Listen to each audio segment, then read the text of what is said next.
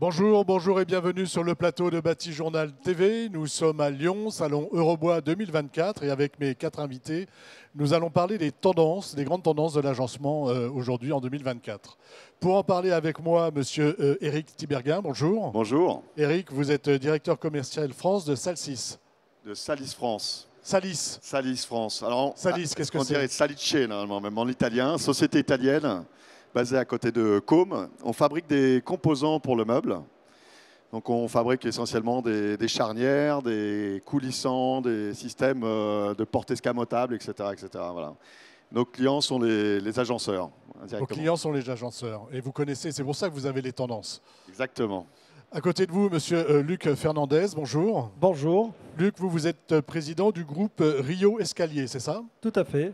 Rio Escalier, implanté aussi sur la France et qui aujourd'hui aussi développe le concept de l'agencement sous escalier. Agencement sous les escaliers, c'est ça? Sous escalier.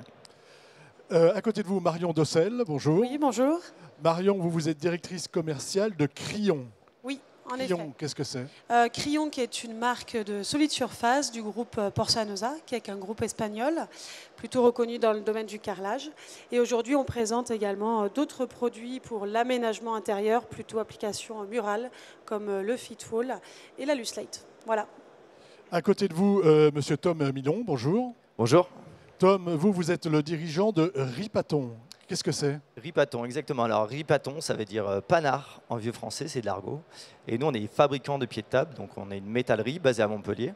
Et on travaille avec les agenceurs, les cuisinistes, les fabricants de meubles notamment. Voilà. D'accord. Je vais rester avec vous.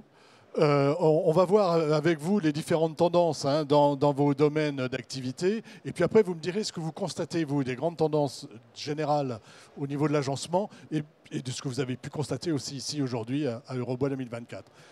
Pied de table, c'est quoi les tendances? Alors, les tendances sur le pied de table, nous, on a de la tendance sur la personnalisation. Donc la personnalisation de couleurs, notamment de la peinture, de pouvoir adapter en fait son intérieur avec une couleur primaire notamment. On a aussi la personnalisation sur la taille. L'idée, c'est de pouvoir s'adapter aux intérieurs qui sont de plus en plus petits, de pouvoir optimiser les espaces. Donc le pied de table est un élément majeur sur l'aménagement. Et du coup, voilà, pour nous, l'aménagement de demain, c'est pouvoir avoir de la modularité, de la personnalisation. Modularité, personnalisation, ça passe par quoi? Alors ça passe par la possibilité de fabriquer en fait vraiment à la demande, au centimètre près pour s'adapter aux intérieurs. Et après, ça va être la personnalisation sur la couleur, de pouvoir appliquer une couleur spécifique à la demande des professionnels pour s'adapter tout simplement. Une question d'adaptation, on s'adapte. Je ne suis pas un spécialiste de l'agencement ni du pied de table. Mais comment on en arrive à se spécialiser dans le pied de table? Alors, se spécialiser dans le pied de table, en fait, c'est vrai que c'est un marché de niche, mais le pied de table, il y en a partout, en fait. Et on s'est spécialisé en fait petit à petit. On a un vrai savoir-faire aujourd'hui, et il y a une vraie demande en fait au niveau du professionnel pour avoir déjà des produits qui sont français, qui sont fabriqués en France, avec une réactivité. Et la personnalisation, c'est la valeur ajoutée de Ripaton et de notre entreprise pour répondre rapidement en fait à la demande et à la personnalisation. Donc la demande, c'est la personnalisation. Et je pense que vous allez tous nous dire à peu près la même chose. Chez Crillon, on personnalise également? Oui, on peut personnaliser pour justement des référencements de marque. Mais nous, la tendance, c'est le but du produit, c'est que ça soit du sur-mesure, donc c'est toujours de la personnalisation. Mais la tendance nous est plutôt donnée par les prescripteurs et les consommateurs finaux, par exemple, sur la politique environnementale. C'est d'autant plus de proposer ou de rendre notre produit plus adapté à l'environnement et surtout dans les nombreuses années à venir, plutôt le recyclage et l'intégration pour tout ce qui est upcycling sur notre produit. Vous travaillez sur c'est la solide surface, c'est ça? Vous nous rappelez ce que c'est que la solide surface et comment justement vous pouvez intégrer des problématiques environnementales dans ces produits? Alors la solide surface, ce sont des panneaux d'agencement. C'est un dérivé du bois dur qui a d'autres propriétés, non-porosité, le fait de pouvoir faire des joints invisibles à l'œil nu, du thermoformage. Et l'intérêt, c'est qu'on va venir vraiment en revêtement de mobilier. Donc des plâtrailles de cuisine, du mobilier d'agencement, du mural également. Et là, la problématique qu'ont nos clients, c'est sur laquelle on répond également, c'est d'intégrer une partie d'éco-recycle. Donc on va recycler nos chutes de produits, on les réintègre dans nos décors pour faire des décors recyclés jusqu'à 40% sur du moucheté, des choses comme ça. Voilà. Ça, c'est la grande tendance chez vous. Oui, ouais, tout à fait. Avec les escaliers, comment ça se passe? C'est quoi les tendances escaliers aujourd'hui? La tendance escalier, elle a évolué, je dirais, au fil du temps. Il y a 20 ans en arrière, l'escalier était un produit qui vous permettait, un outil qui vous permettait de monter ou descendre. Aujourd'hui, il fait un élément de décor complet au niveau de la maison, sans rien innover. Aujourd'hui, la personnalisation est au centre des débats. Et dans la personnalisation, au-delà de la couleur ou du vernis qu'on peut faire comme pour une voiture aujourd'hui, sur mesure et à la demande, aujourd'hui, la tendance à la demande est à l'agencement, parce que les particuliers ont de moins en moins de place, l'immobilier est de plus en plus cher, les mètres carrés se réduisent et donc il faut optimiser l'espace autour de la pièce à vivre. Voilà, et on optimise l'espace autour de l'escalier, c'est-à-dire qu'on utilise les surfaces qui sont en dessous, peut-être au-dessus, je ne sais pas. De partout, à la demande du client et suivant la configuration, suivant le modèle sur mesure comme mes confrères, on s'adapte en permanence, que ce soit dans le neuf ou dans la rénovation. Et vous, alors, de votre côté, est-ce qu'on peut parler de quincaillerie? Oui. On est aussi fabricant de quincaillerie. Oui. Vous êtes aussi fabricant de quincaillerie. Oui. Comment ça se passe? C'est quoi les tendances? Les tendances, on va retrouver effectivement les tendances dont mes confrères ont parlé. Donc effectivement plus de modularité, en particulier dans la maison. On voit des pièces effectivement, alors à la fois qu'on optimise, comme on disait tout à l'heure, et à la fois des pièces qui vont être beaucoup plus modulables, qu'on va pouvoir changer en permanence. Une cuisine qu'on va ouvrir sur le séjour, un petit bureau qu'on va mettre, sur lequel on va pouvoir accéder et qui va être dans le séjour. Donc cette modularité. Et avec également des composants qui sont de plus en plus techniques. Et notre travail aujourd'hui, notre axe de travail, c'est de le rendre simple pour l'utilisateur. Donc des composants techniques, mais simples d'utilisation, c'est ça? Voilà. Donnez-nous un exemple ou deux de produits techniques. Par exemple, on va pouvoir parler par exemple de la porte escamotable. C'est une porte en fait qui va cacher un espace, par exemple une cuisine, et qu'on va pouvoir donc glisser sur le côté en fait pour accéder à la cuisine, ou la refermer parce qu'on va accueillir des amis et qu'on ne veut pas forcément que la cuisine se voit pour les invités. Et là, on va travailler effectivement, par exemple, pour avoir des systèmes qui sont directement prémontés et assemblés en usine, et qu'on va avoir uniquement qu'à clipser en fait sur le côté du meuble au moment de l'installation. Voilà, donc de ce petit tour de table, je retiens personnalisation, environnement, besoin d'espace ou espace contraint, on va dire, besoin d'optimiser l'espace. C'est ça aujourd'hui les grandes tendances que vous constatez avec vos clients agenceurs? Oui, c'est les grandes tendances qu'on retrouve avec la partie surtout environnementale aussi, et impact écologique sur le produit, sur comment il est fabriqué, comment il est assemblé, sur les expéditions aussi. Nous, on a une tendance sur le livret aussi à plat, essayer d'optimiser les envois pour réduire l'empreinte carbone sur tout l'acheminement du produit. Donc, voilà. Nous également, on le retrouve aussi sur la demande d'un matériau qui soit très durable dans le temps. Et également, aujourd'hui, on a l'avance, c'est au niveau de la conception. Les prescripteurs, maintenant, sont vraiment dans le cycle de vie du produit. Nous qui sommes uniquement produits. Et ils nous demandent vraiment comment va vieillir le produit dans 15 ans, comment on va pouvoir le recycler. Donc auparavant, on était plutôt sur du collage et aujourd'hui, on est plutôt sur des fixations, des systèmes qui peuvent être retirés facilement, se remoduler pour que ça soit réutilisable dans quelques années. Il faut faciliter la deuxième vie du produit. Voilà, c'est ça. On y Voir pense. la troisième après. C'est la problématique. C'est vraiment ce qu'on vous demande aujourd'hui. Oui. Sur les escaliers, c'est pareil. Ils sont démontables. Ils sont tous démontables. Il y a des programmes RSE en cours qui sont puissants. La réutilisation de la matière noble, notamment du bois. Nous, on est confrontés à un boom depuis l'après-Covid, notamment avec le télétravail, où aujourd'hui, une partie des escaliers sont réagencés en un espace de travail avec un bureau qui peut s'installer, c'est un exemple. Des dressings classiques, là on n'invente rien, mais on s'adapte à la demande du client. Mais aussi des canapés lits qui peuvent aussi s'incruster ou se sortir. Ça, c'est sous l'escalier, ça se passe sous l'escalier. Et là, pour répondre à ça, on a été obligé de créer ce qu'on appelle le premier réseau d'agencement de menuisiers spécialités. C'est un réseau qui s'appelle Scali et qui répond à la demande de l'ensemble des clients par rapport à l'agencement qu'ils souhaitent. Voilà. Ça, c'est vraiment quelque chose qui n'existait pas avant Covid, qui a explosé. Qui a explosé. Besoin de personnalisation, besoin d'optimiser l'espace, retrouver de l'espace de travail éventuellement chez soi, des choses comme ça. Tout à fait, notamment dans les grandes cités où les espaces en mètres carrés dans les appartements, notamment en cours de rénovation, par le haut souvent, on nous demande des échelles meunières et les échelles meunières se transforment en un escalier avec un agencement complet, ça devient une salle de travail ou un canapé lit parce qu'il faut aussi loger des amis et on n'a pas de pièces complémentaires. C'est des exemples. Ce manque d'espace, c'est vraiment un sujet, hein. Enfin, donc, alors on peut dire manque d'espace ou optimisation de l'espace. Oui, hein. oui, tout à fait. Ça dépend de quel côté on se place et comment on voit les choses. Optimisation de l'espace et puis je pense sur des espaces plus ouverts. Hein. Effectivement, on va essayer d'avoir des pièces beaucoup plus ouvertes. Avant, on avait des cuisines qui étaient vraiment fermées, des espaces complètement séparés. Aujourd'hui, on voit certains espaces qui s'ouvrent. Le télétravail, ça en fait partie aussi. Dans beaucoup de familles, aujourd'hui, on voit des gens qui travaillent de chez eux. Et donc, ça veut dire aménagement d'un espace qui n'était pas forcément prévu pour. Donc, on va utiliser en fait ce qui existe, on va l'aménager, on va le rendre modulable, l'optimiser pour pouvoir justement transformer ces pièces. C'est ce qu'on voit ici, enfin, c'est ce que vous constatez. Hein. Sur votre retour, on va dire, salon, on arrive, c'est le dernier jour du salon, hein, vous avez vu vos clients, vous avez pu échanger avec vos collègues, échanger avec des agenceurs ou des fabricants de machines.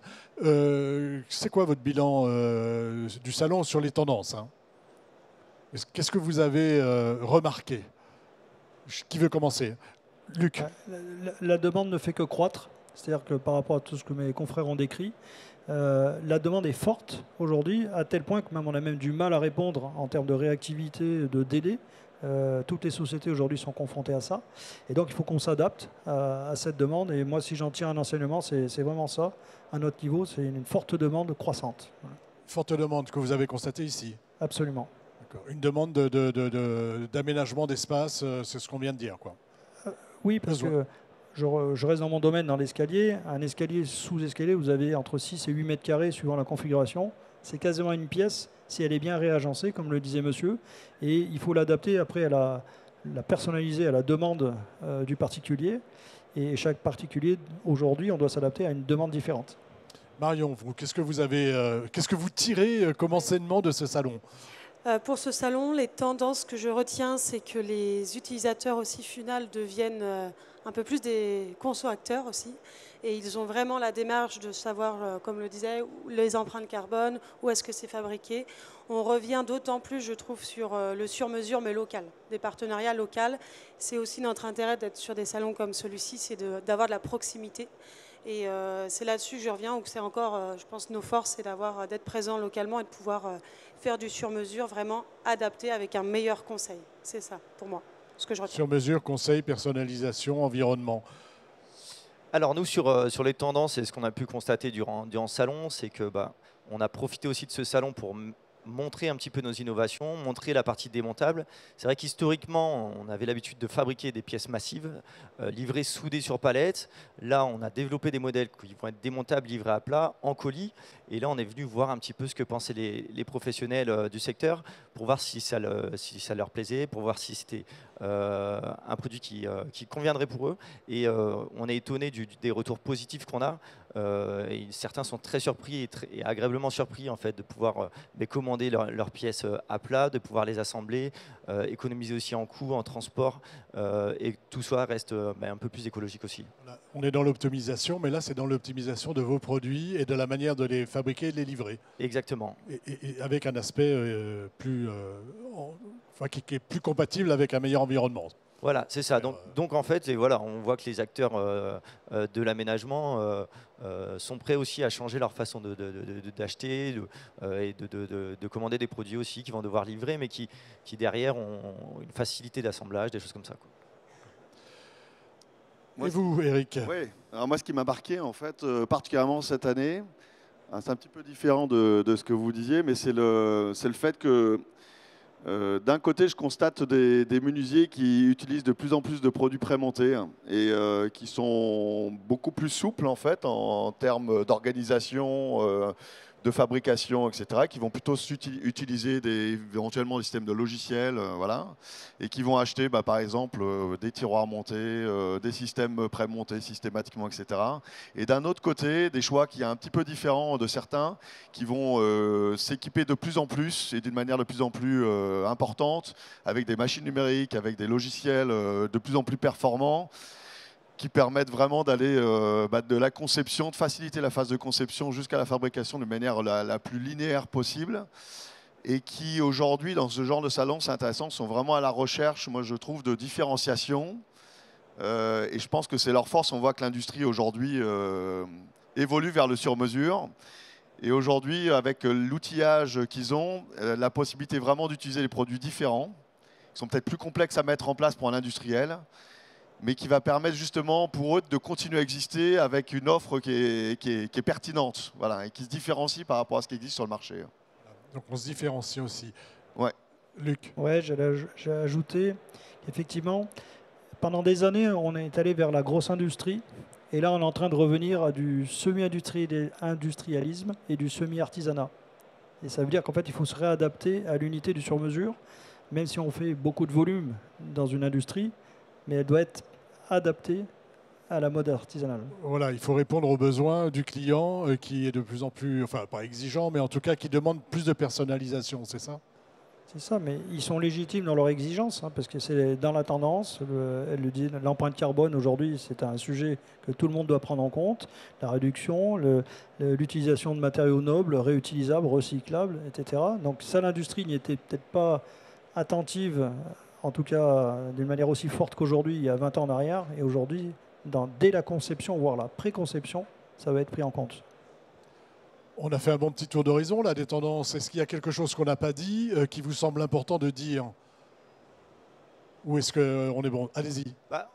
Alors, moi, je trouve que c'est surtout privilégier les acteurs locaux, hein, faire en sorte de travailler avec des marques françaises, en tout cas qui essayent en tout cas de produire en France, ou en tout cas qui se fournissent dans l'Union européenne. Mais voilà, encourager un petit peu cette démarche, cette prise de conscience pour plein de choses, pour faire travailler les gens de façon... Oui, c'est réindustrialiser, comme on dit, c'est ça? Voilà, réindustrialiser et puis s'adapter au marché, voilà, standardiser sur mesure, voilà, des choses comme ça. Voilà.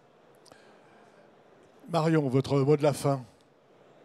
Eh ben, en tout cas, on reviendra l'année prochaine, parce qu'on a eu beaucoup de clients divers. Et je rejoins également sur des demandes de plus en plus, on va dire, d'autonomisation et d'avoir justement des produits qui sont aussi faciles à poser. C'est ce qu'on veut. Il y a aussi des problématiques dans tous les métiers de l'agencement qui est le manque de personnel qualifié. Donc nous aussi, fournisseurs... Il y a aussi ça, il y a aussi cet aspect-là. Voilà. Hein. Ils ont besoin d'avoir des produits de qualité sur mesure, mais qui peuvent aussi réintégrer dans leur production. Voilà. Luc? Oui. Là aussi, nous, par exemple, dans notre domaine, nous créons notre propre école de formation parce qu'on est confronté à la pose notamment, à un manque de compétences nationales. Et je rajoute aussi sur ce qu'a dit mon confrère, on a tendance aussi à revenir à la French Fab, à la French Tech, ou 100% français. C'est aussi important aussi de défendre notre industrie et notre propre commerce. Eric, vous avez commencé, vous avez le mot de la fin. Écoutez, quel honneur. Écoutez, moi, je finirai juste en disant que je suis très content du salon. C'est vraiment un moment, comme disaient nos collègues, hein, on peut retrouver les clients. Alors moi, je retrouve à chaque fois, tous les 2 ans, des clients qui passent, qu'on retrouve. On voit l'évolution des sociétés d'année en année.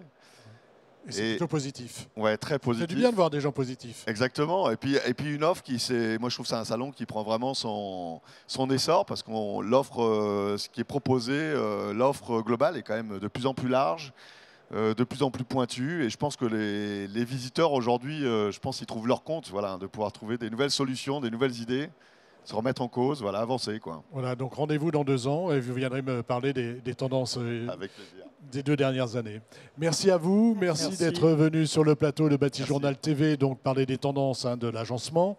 On a vu que c'était personnalisation, environnement, besoin de contraindre un peu l'espace, mais en même temps de lui redonner de l'espace par des aménagements intelligents. Une émission à retrouver sur Batijournal TV, sur les sites de nos partenaires que sont le Salon Eurobois bien sûr, France Bois Forêt, le magazine Woodsurfer et le magazine L'Atelier Bois. Merci à vous. Merci. Merci à vous pour Merci. l'invitation.